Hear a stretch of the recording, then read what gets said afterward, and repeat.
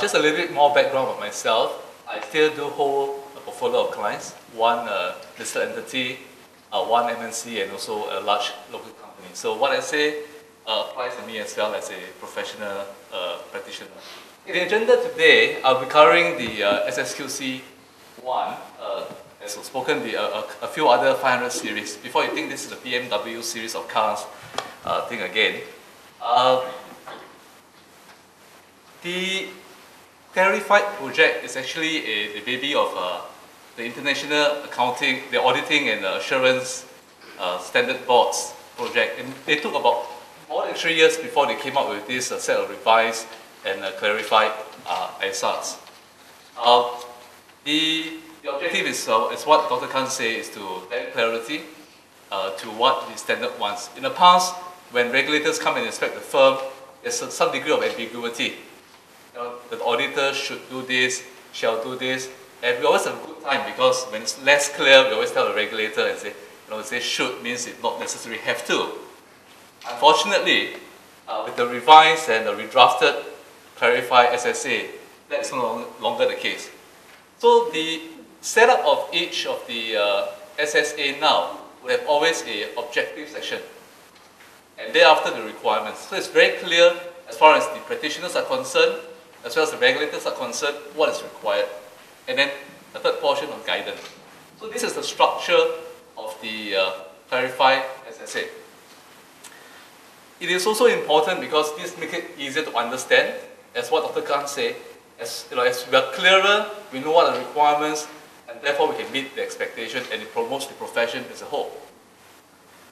It's also easier to apply consistently amongst different team of auditors.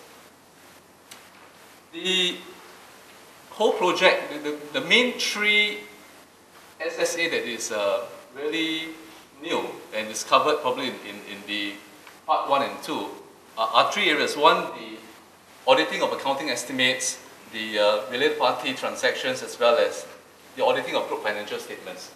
So these three are very new, and the requirements are far-reaching there. In relation to the topics that I have today, I think the main one, the one that changed would be the ISA 265, which is communicating efficiency in internal controls. So this is a totally new requirement that is not redrafted or revised. So for those of you who are not familiar, this is an entirely new requirement under the clarified SSA. And most of this SSA effective date is for accounting period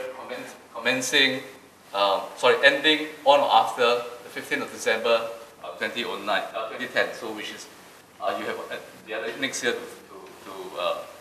SSQC 1. This is my pet topic because having spent 2.5 months with the regulators, I thought 2.5 years. It's something that I'm very familiar with. I probably read SSQC 1 more than a lot of you in your lifetime. Have a good time with the regulators, and all in the interest of promoting the quality of audit. So actually, when I was asked to present this topic, I thought it's a one-day seminar just mainly on SSQC. But I was told that it's only less than an hour. So I may slightly overrun a little. And if you have any questions on what are the practical aspects of compliant SSQC, I'll be happy to take questions during the Q&A and panel discussion. Okay, as Dr. Khan mentioned, is to establish a system of quality control and to ensure that the firm and personnel comply with professional standards and legal and regulatory requirements. This would mean auditing standards, accounting standards, Companies Act requirement, IFAC independence requirements, accountant public accountants rule, and so forth. So you must have a system in place to document and to ensure compliance. Secondly, is that the reports issued by litigation partners are appropriate under the circumstances. So there must be structure in place to promote the reports reasonable, what the reasonable auditor would have done under the fact pattern prevailing at the point in time. Okay, there are 6 functional areas in the SSQC 1. I think the point to note here really is on, let me pick up my other pointer. Unlike the other revised or redrafted SSA, this